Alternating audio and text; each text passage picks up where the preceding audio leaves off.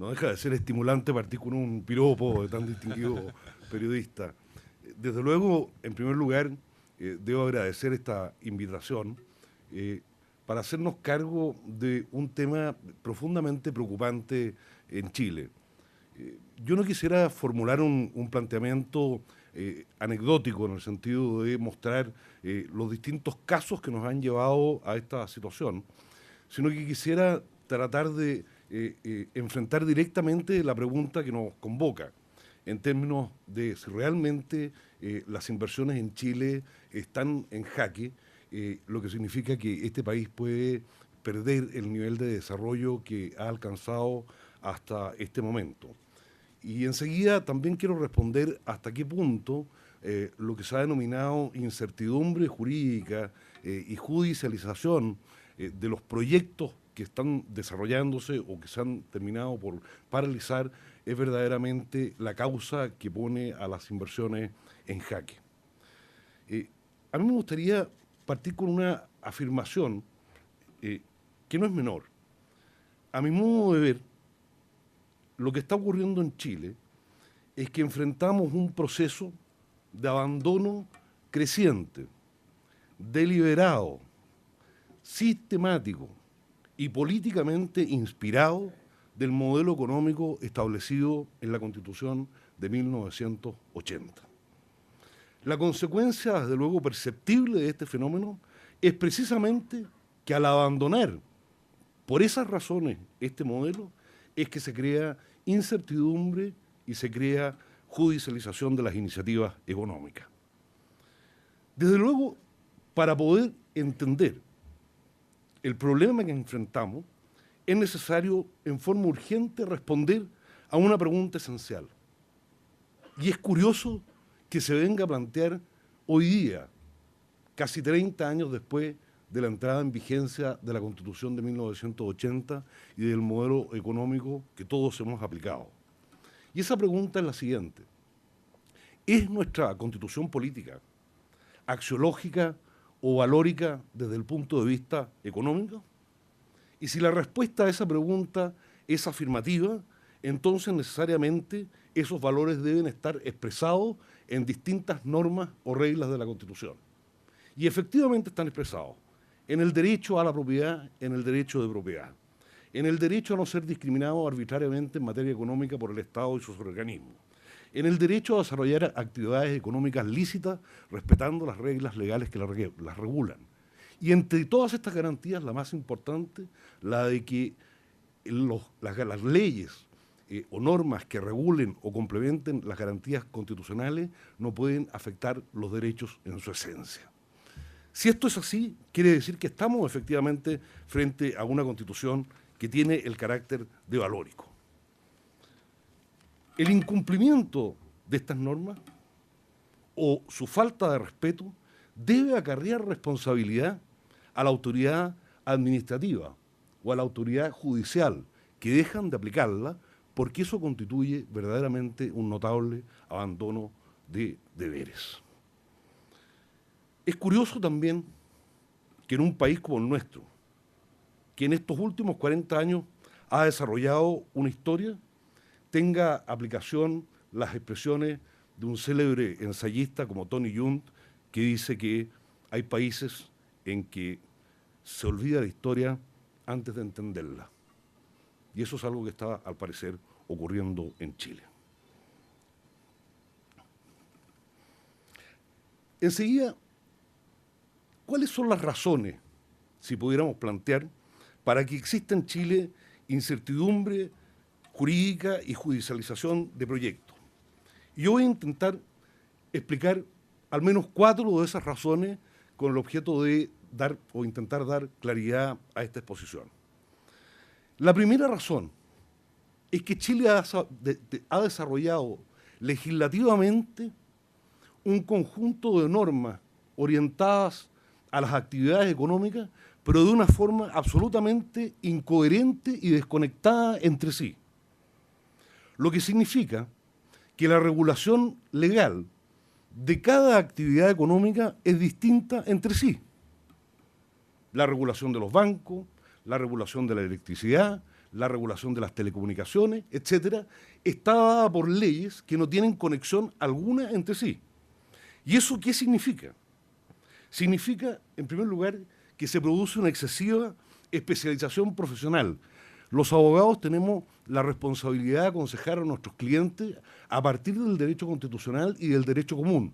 Pero el abogado que se ha especializado en telecomunicaciones o en energía o en valores va perdiendo de vista estos conceptos. Y eso al final del día redunda en que no tiene la capacidad necesaria para aconsejar más profundamente a su empresa. En segundo lugar, existe una ausencia completa de jurisprudencia económica uniforme. Si cada actividad económica tiene su propio proceso y su propio procedimiento, al final del día los jueces que van a resolver sobre estos asuntos no están conectados entre sí y no es posible establecer principios o ideas o valores que puedan conectarse de modo tal que exista esta jurisprudencia uniforme. Segundo, en Chile, en los últimos años, aunque parezca increíble, se han dictado leyes indiscutiblemente inconstitucionales. Ustedes me dirán, pero ¿cómo es posible? Si tenemos todo un sistema creado para revisar precisamente la constitucionalidad de las leyes. Voy a poner solamente dos ejemplos que son perfectamente entendibles para ustedes.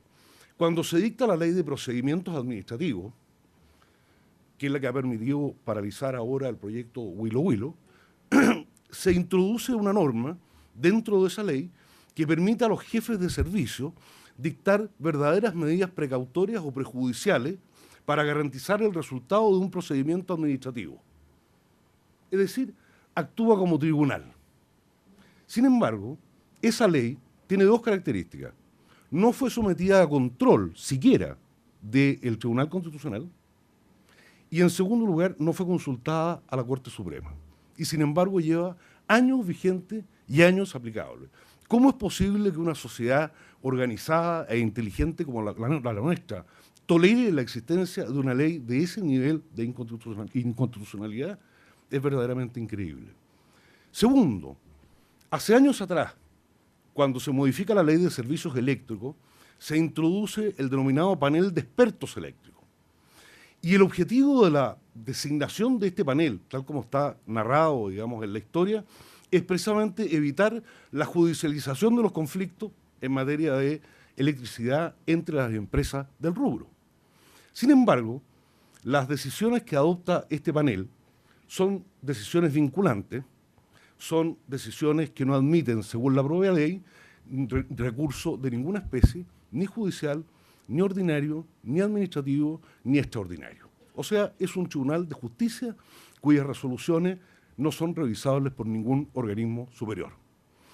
Esta ley no fue consultada al Tribunal Constitucional, pero sí fue consultada a la Corte Suprema.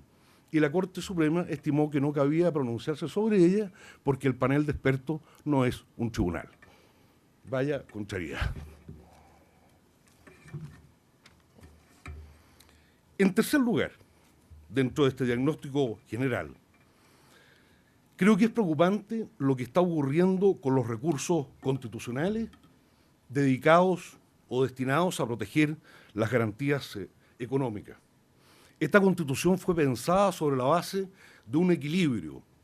La primera obligación establecida en el artículo 1 de la Constitución para el Estado es el de promover el mayor desarrollo moral y material posible para toda la población.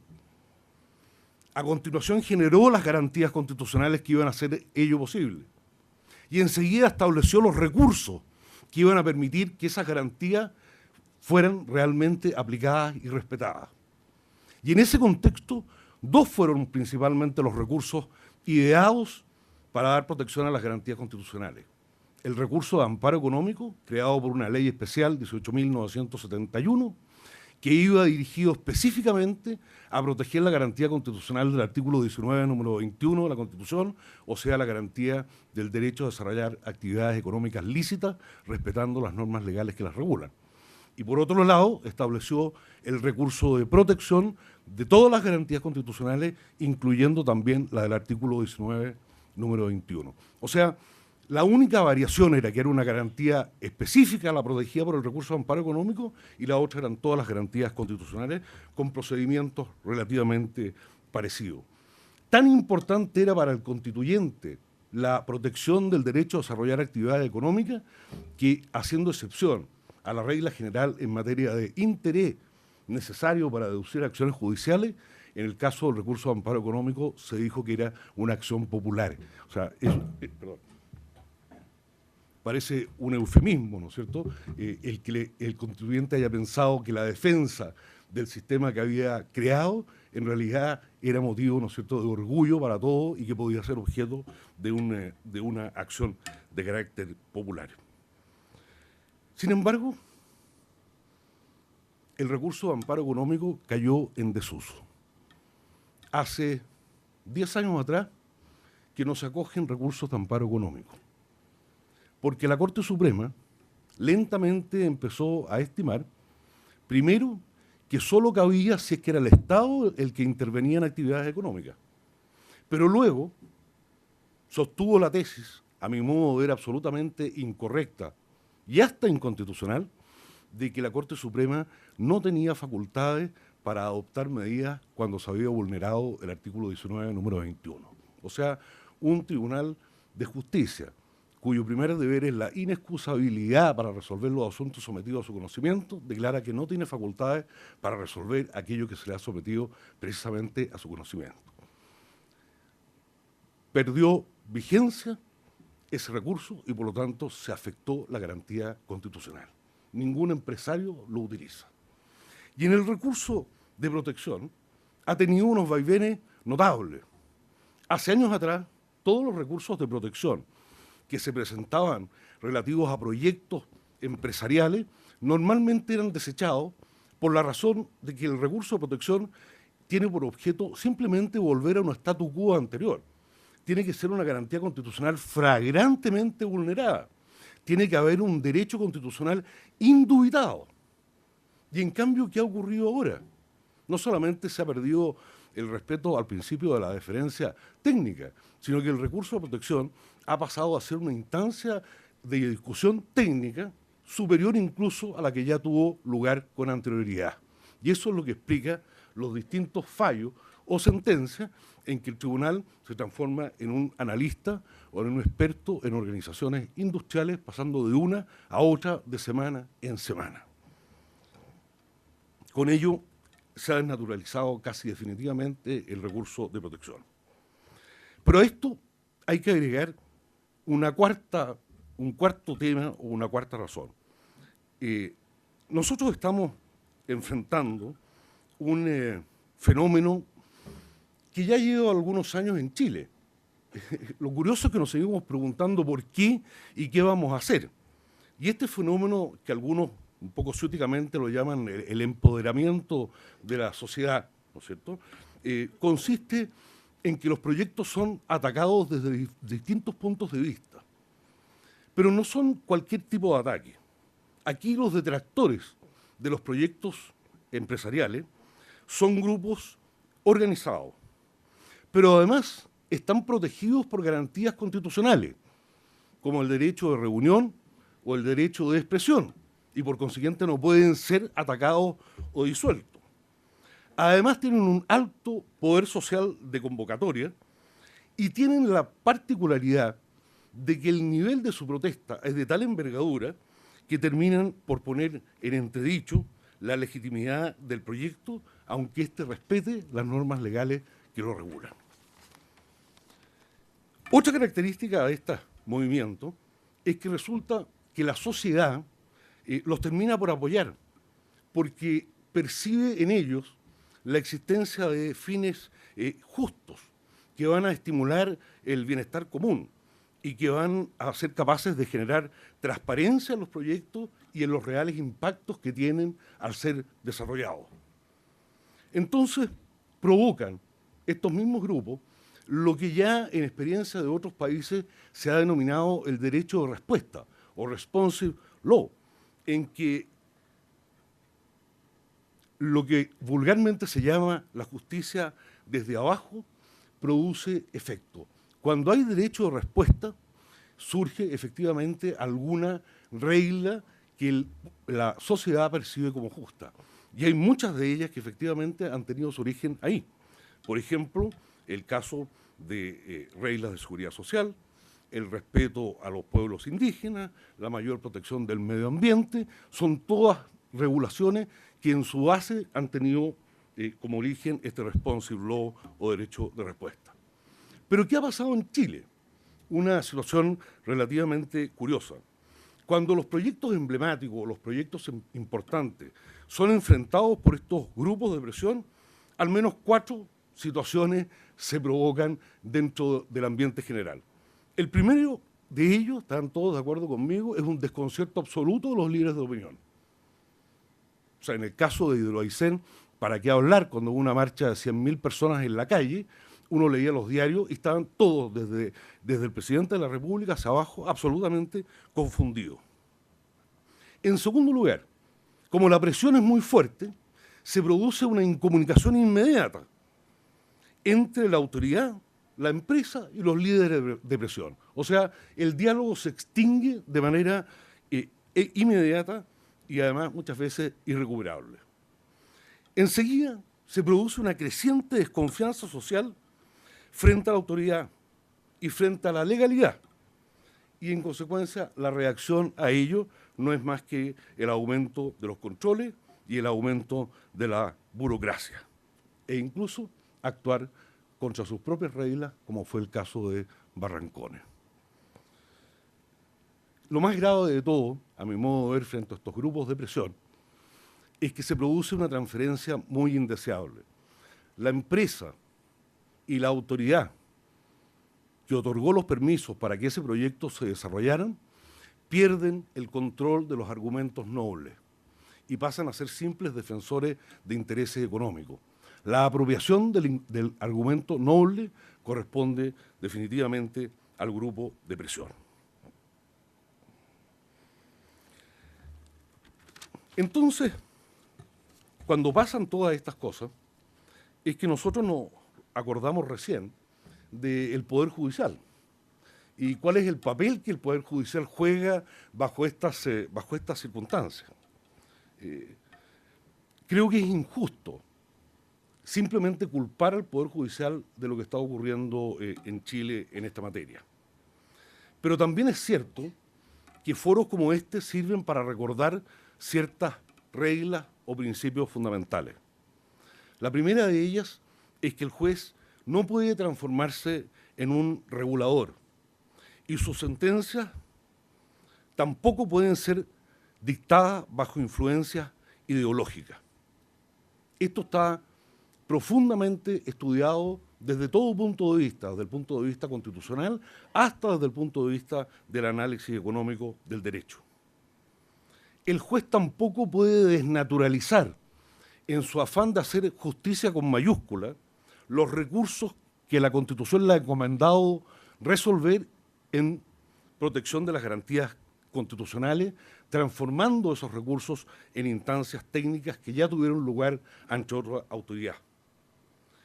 El juez no puede ser un político, sino que debe aplicar la ley positiva. Incluso más, si supuestamente un principio de carácter jurídico está en contravención con una ley o una norma de carácter positiva, el juez está obligado a aplicar la regla de carácter positiva, porque quiere decir que el legislador tuvo sus razones para que, en lugar de aplicar el principio de carácter general, dictara una norma específica. El juez no puede volver, transgrediendo la ley, a aplicar el principio que él quiera, porque en ese caso la justicia queda en sus manos y no queda en manos de la ley. Enseguida, el juez no puede desentenderse de la garantía de la igualdad de todos los ciudadanos y apoyar a grupos privilegiados para terminar por afectar a toda la sociedad. Este fenómeno que se está empezando a ver en Chile a propósito de la participación de los pueblos étnicos o indígenas o pueblos originarios, ya ha tenido lugar hace muchos años atrás en Estados Unidos o en Europa. La revista The Economist de hace un par de meses atrás relata el caso de un empresario canadiense dedicado a la pesca que enfrenta a un grupo étnico que sostiene que sus ancestros habían pescado en el mismo lugar donde lo estaba haciendo él en circunstancias que una ley expresa se lo autorizaba. Esto ha generado un debate nacional en Canadá, porque sencillamente termina por imponerse un grupo no solamente minoritario, sino que de carácter privilegiado frente a los intereses generales del país y termina desde luego por afectar a la economía.